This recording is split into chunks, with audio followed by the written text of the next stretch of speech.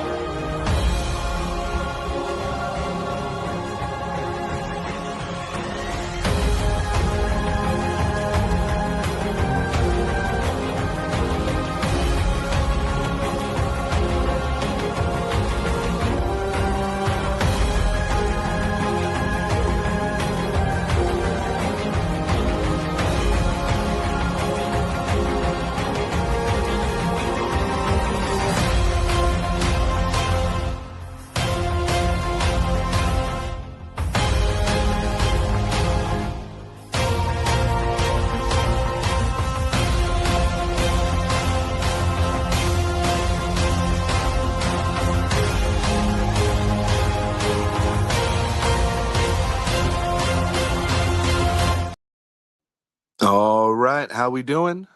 Happy Monday to all. It's the Richie Hicks Jr. Sports Podcast here on Facebook Live and YouTube, and I am your host, Richie.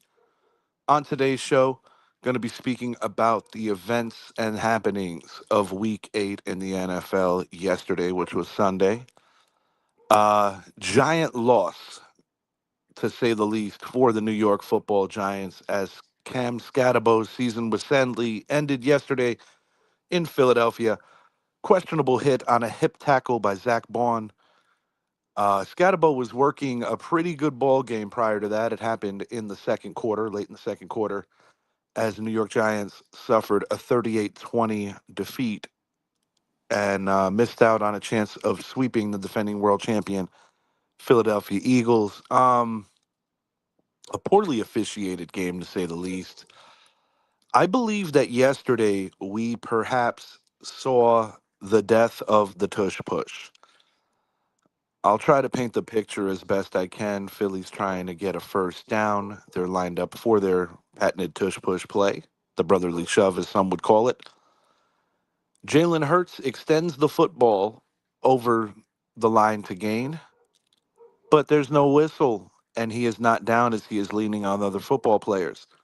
Kayvon Thibodeau proceeds to strip the football. It hits the ground. He picks it up, and a whistle is blown after all this happens. Should have been a turnover. At the time, the score was 7-7, and it was definitely a fortuitous bounce in Philly's favor. But the story of yesterday, in addition to the terrible injury to Cam Scatabo, is the officiating, the lack thereof, and the Giants' inability to stop the run. Saquon Barkley on the second play from scrimmage for the Eagles took it to the house. He had a massive game, his first 100-yard game of the season, as it was long overdue. Giants banged up in the secondary. No Javon Howland, no Paulson Adebo. And they just had no answers for anything that Philly was throwing at them yesterday. The Eagles got to Jackson Dart often, 5 sacks, and truthfully, the Eagles' most complete game of the year. Philadelphia Eagles take this and go into the bye week now before they prep for the Green Bay Packers in Lambeau, which will be going down in Week 10. For the Giants, home against a common foe of theirs over the years, the San Francisco 49ers. 49ers coming off a tough loss yesterday, 26-15 in Houston. D'Amico Ryans, the former coordinator of the 49ers, gets the victory, and it was a much-needed one as the Texans are just trying to find some traction, find some ground. I've said in previous shows that I think the Houston Texans defense is elite, and I stand by that. How far that can take them, I'm not sure, because their offense has been very erratic all year, as their wide receiver corps has essentially been depleted. New York Jets, sad news coming out of there as legendary center Nick Mangold passed away yesterday, losing his battle to kidney disease. He was waiting on a potential transplant And going into yesterday, the Jets were the worst team in the National Football League, playing a high octane Bengals offense with Joe Flacco and co. And while I'm the furthest thing from a Jet fan, I'm proud of them for winning one for Nick. I'm sure that Aaron Glenn, their head coach, who was a former teammate of Mangold, most definitely revved his team up and gave them a great pregame speech. But I'm happy for the Jets, for their fans, to take a little bit of the sting. And of course, for Nick Mangold's family, 41 years old is just way, way too young. And I got to admit, it was really tough listening to former Jets coach Rex Ryan on Sunday Countdown, really emotional and talking about the kind of man that Nick Mangold was. I never knew this until yesterday, but unbeknownst to me, in Rex Ryan's final game as the Jets head coach, Nick Mangold was injured and chose to play as a way to honor his soon to be fired head coach. And as many of you probably know, the Jets have not had even a smidgen of the success that they had under Rex Ryan when they went to two AFC title games back to back seasons before 2011 getting blown out by the New York Giants in a must win game for each team. And pretty much since that particular game, I point to it, the Jets have just not been right, as they've had a revolving door at quarterback, a revolving door at head coach, and just not been a good football team ever since the departure of Rex Ryan. And I'm kind of surprised they didn't bring him back. But rest in peace to Nick Mangold. You will be missed. Just a true professional on and off the football field. Denver Broncos just really brought it to the Dallas Cowboys yesterday in Mile High. This was not a close game like the Giants gave them the previous week. Denver was in control pretty much early and often, as the Dallas defense just had absolutely no answers for Bo Nix and company. Bo Nix, in my opinion, having his best game of the season yesterday. And the Denver Broncos continue to remain in first, as tonight the Kansas City Chiefs, who are on their heels, will be playing a depleted Washington Commanders team. They are getting back Debo Samuel and Terry McLaurin in the wide receiver room, but they will be without last year's Offensive Rookie of the Year, Jaden Daniels. Marcus Mariota gets the start. And I just foresee a very long game and a tough game for the Washington Commanders, as the Chiefs have been cooking on all cylinders lately. This is definitely a tune-up game for the Kansas City Chiefs, as next week they head to Buffalo. And every year that is a massive matchup. Of course, last year's AFC title game, which the Chiefs won in dramatic fashion. And, whenever you have Patrick Mahomes and Josh Allen in the same game, it's always going to be fun. The Buffalo Bills handled their business yesterday behind the strength of a James Cook bust out game, busting up the Bills' 2-game losing streak as they remain on the heels of the New England Patriots. Patriots win again. And I got to say, man, we saw it in the Fox pregame show. Rob Gronkowski hanging out with quarterback Drake May. Drake May is that dude. As the Patriots remain a half game ahead of the Buffalo Bills. And they do have the tiebreaker as of now, as they did win their first game against the Bills. There'll be another one later in the season in Gillette. Tampa Bay Buccaneers, far from impressive, but they, in their own right, are depleted as they picked up a 20-point victory against the New Orleans Saints. People are like, well, how's that not impressive? I mean, their defense showed up. They showed out. But one of Baker Mayfield's more pedestrian games of the season. But the only stat that matters is winning. And that is what the Tampa Bay Buccaneers did yesterday.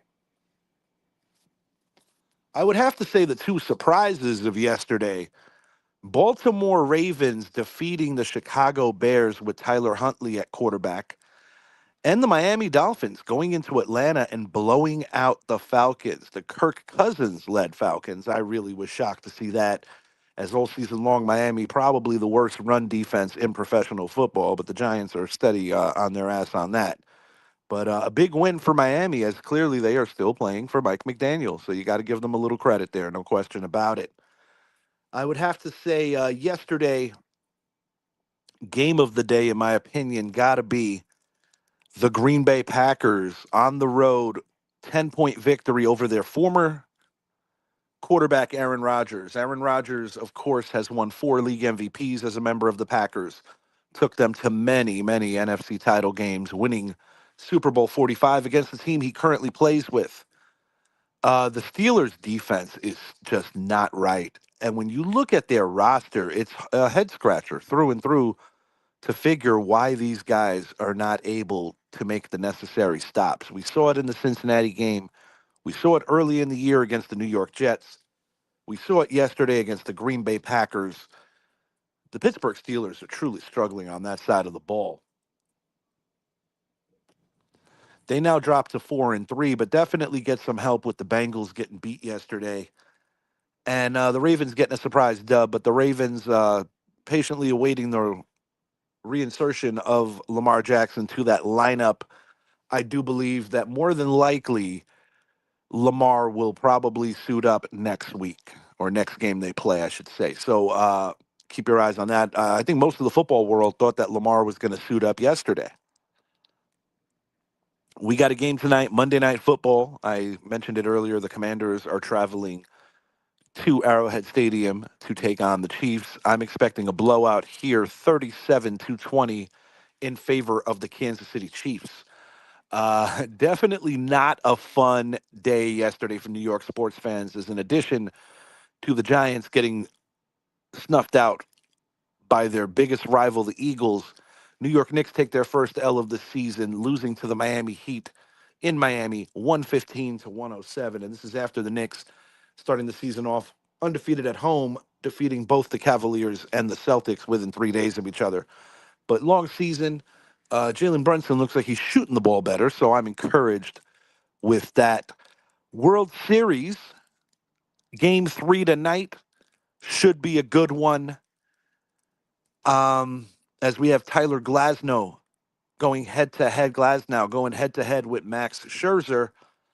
I'm taking the Blue Jays for the upset. Give me the Blue Jays with a 5-4 victory tonight. I like the road team. My prediction was Dodgers in 6. I'm sticking with it, but I am rooting for the Blue Jays because of my favorite New York Yankee, Don Mattingly. Other happenings around the NFL or things that I'm looking at right now. Daniel Jones, Indianapolis Colts just keep winning. Easy victory over the Tennessee Titans yesterday. I almost nailed that score to the T. But the Colts right now just look like a team that is on a mission. And when I think about the most sturdy competition for the Colts potentially down the stretch in these AFC playoffs, I look at the AFC West. I look at the Broncos and I look at the Kansas City Chiefs. They won a thriller against the Broncos in week 2. They have not played the Chiefs this year. But the Indianapolis Colts, those are their 2 biggest roadblocks, in my opinion, from winning the conference title. Daniel Jones has been exceptional, and I think it's pretty much set in stone that this kid has more than likely the ability to win comeback player of the year. Giants are 2-6. I want to hit on my team before I get out of here one more time. Definitely disappointed in the result. More so disappointed in the injury, as Cam Scatabo just didn't have a good week. You know, he got fined multiple times.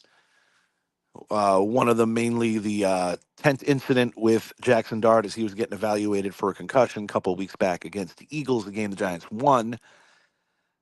And, this horrific injury, dislocated ankle. He had surgery done last night in Philadelphia.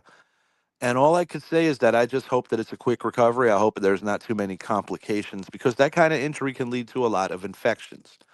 And sometimes something that looks simple is never as simple as it is. And my hopes and prayers for Cam coming back around has little to do with his impact on the New York Giants, but more to do with his personal life and just getting back on the field and doing what he loves to do.